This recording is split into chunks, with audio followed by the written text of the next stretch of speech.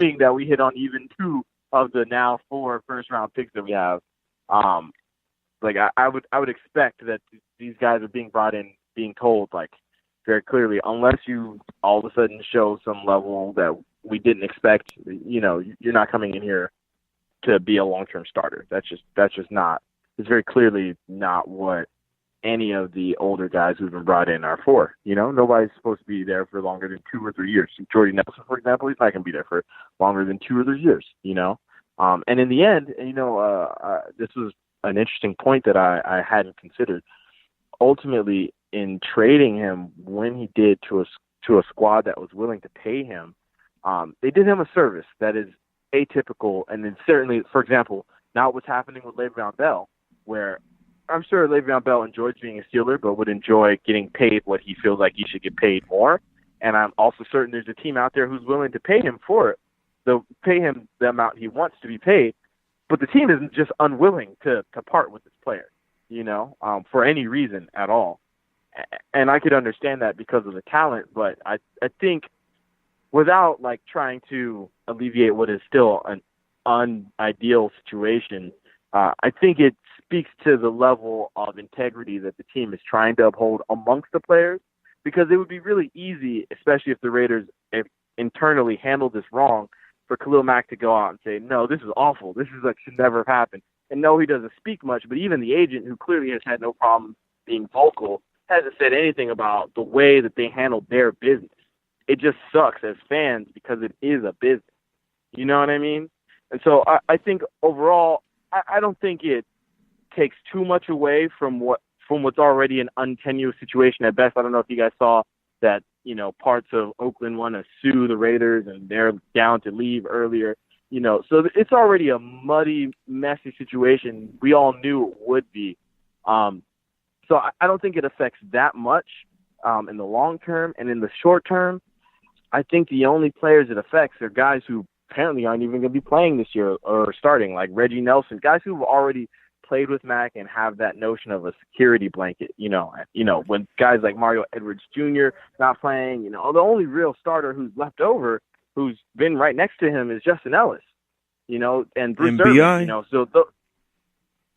Justin Ellis and Bruce Irvin are the only 2 guys who even know what it's like to have him on the team at the same time, to be honest. And so, to me, I don't think it affects those guys that much because there's been so much turnover. That's part of why this even happened. If we're running back the same team as last year, which thank God we're not, then yeah, it's a bigger deal because these guys have learned to depend on this human to come through for them in the clutch. But that's just not the case anymore. So, like, I'm hearing everything you're saying, but my whole issue with it, and Keyshawn broke it down earlier this week on the radio, is he said when Gruden came to Tampa, he really had an open mind. He was like, how can I fit into this thing that's already great?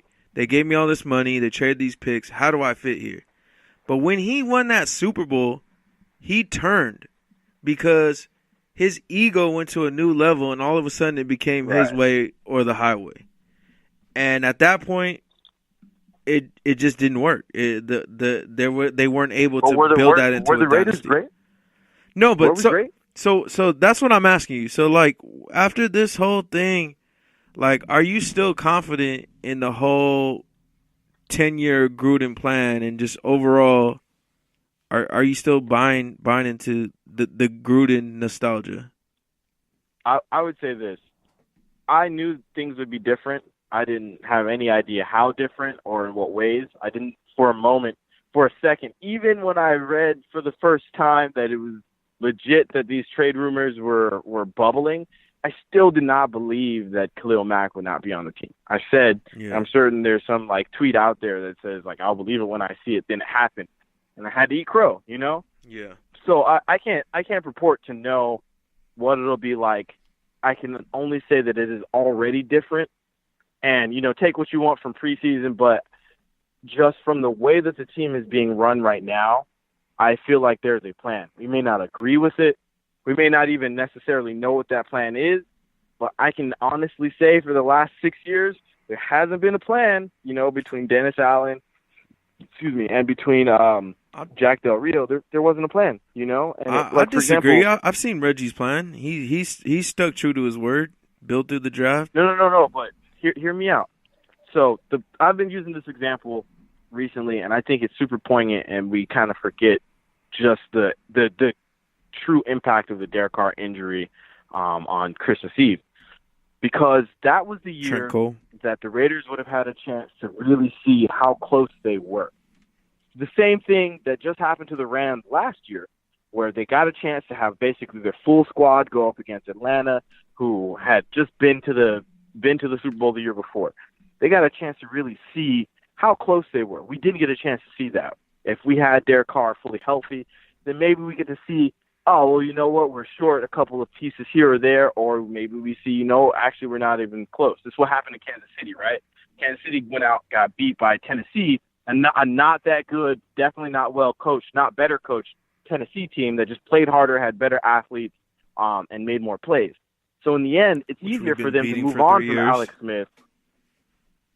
I'm sorry? I missed that. Tennessee team we've been beating for 3 years, but go ahead. For 3 years, exactly. But we can't hang 6 points on them, right? Yeah. So they got a chance to see that, you know what, in the end, we made this move to get Trubisky, but also it's clear that Alex Smith isn't going to be able to get it done for us. So we got to move on. And it's a tough decision. There were people in Kansas City who were like, what the hell is going on here? But in the end, that's what needed to happen. Whether or not it turns out to be a good thing remains to be seen. Obviously, they're pushing all their chips in. But the reality of it is the squad as currently comprised was not going to get it done. And I think we saw that against the Texans, who weren't that good. We saw it further along in the playoffs. They just weren't that good. But we couldn't even move the ball against them, like just with our base athletes. Granted, again, star MVP level quarterback isn't playing, but in the end, that just the chickens came home to roost, and it sucks. It's inconvenient. I did not want this to happen, but I can understand the logical tack taken when you step back from the fandom. Now, it's hard for us because that's who we buy our jerseys for. That's who we go to the games for. That's who we turn on TV and watch a subpar talent for or a subpar team for. But that one guy amounted to 6 wins and a terrible defense.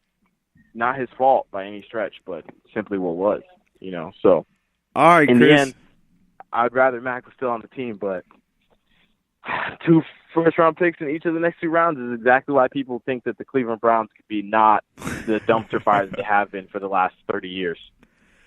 All right, Chris. Well, thanks for sharing all your insight and, making us Talking feel... you guys off the ledge? I don't know about that. Yeah. But you did your best. You did your best. You made some good points, but I don't know. Yeah. I don't know. That's where I'm Just taking trying to my make the fandom best later. of it. I got Stockholm Syndrome. I'm never not going to bleed silver and black, so... Ultimately, it just comes down to wins, right? So if they come out 4-0, we might feel a different type of way. But right now, until we see, sucks. Yeah. especially going against the Rams, in our home city, it's going to be either a rude awakening for the Raiders, or it's going to be a great time. I mean, hey, the city of Philadelphia got by on punting for 3 basketball seasons, and that's 82 games of punting per year. So, if we can punt on 246 games, who knows? Maybe we'll draft another Khalil Mack. All right, man. Well, before we let you go ahead and plug your social channels where people can find you. You can find me on any of my social media channels, including my Xbox gamer tag, if you feel so inclined, on Sicko Simmons. It's SIK0 Simmons, SIMMONS. Yes, I'm one of those Xbox nerds. And then you can find my content on the Raider Ramble. And we're going. We're launching I think it's called Beyond the Ramble. I'm bad at this. Bad at plugging things. But I'm pretty sure it's called Beyond the Ramble. You can find their stuff also on my feed as well as at the Ramble feed. We're everywhere, and of course, I always have love for my FCC brethren. And so, yeah, that's all. Those are all things I have to plug. All right, Chris. Well, thank you very much, man. You have a good night. and we'll Thank be in you, touch. And I Avoid hope those to be ambulances. on a bit more regular now that I'm lucid and prepared to do these things. All right, dope. All right, man. Have a good You guys night. have a good one.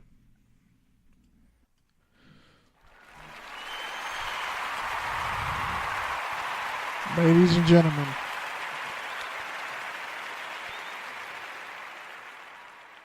great guest. Shout out to Chris. Yeah, man. I really wasn't expecting that much homerism tonight, especially because we were feeling some type of way. We were feeling like we needed to get some shit off our chest. I'm still going to get some shit off my chest. Understand me. I'm bench pressing some shit off my chest tonight. And by the way, in case you didn't know, this is a pre-recorded episode. And we yeah, have shit to do. Sorry, guys. if you're not a Raider fan and you really don't give a fuck about the Raider dilemma that me and Kenny find ourselves in, You can add us, especially me on Twitter, because I've been on fire, especially after the Joe Budden Eminem thing. Oh, I have time. I will make time this week. the biggest thing is if you care about football, regardless if you like it or love it, you care about the Raiders. And business. The NFL matters. The Raiders matter in the NFL. Sorry. But say you said the NFL matters? Whoa. Boo. Yeah, my bad. Boo yourself. Yeah, let me boo myself. In the era of Kaepernick, you do not say the NFL matters. Don't cut it short. Let it play. There you go. Bruh. Just give me 3 bruhs to cleanse that.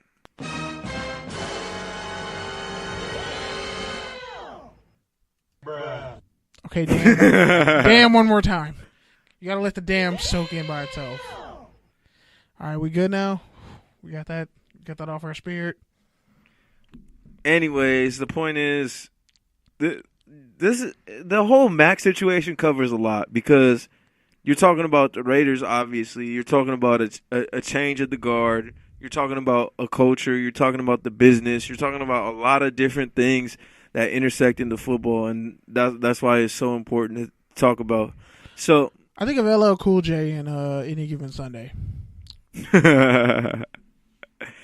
Before we get to the other stuff, man, let's go to the reverse end. So the Rams actually paid their future Hall of Famer, once-in-a-generational talent.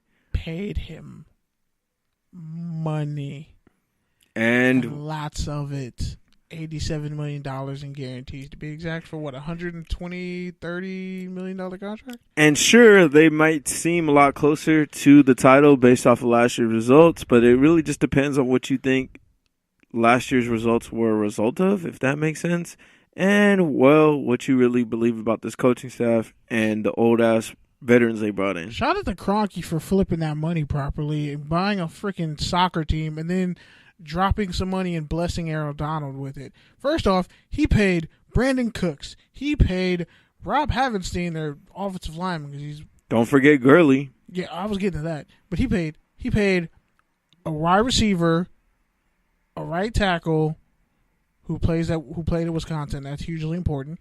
A running back, a star running back, and the Rams have a great history of running backs.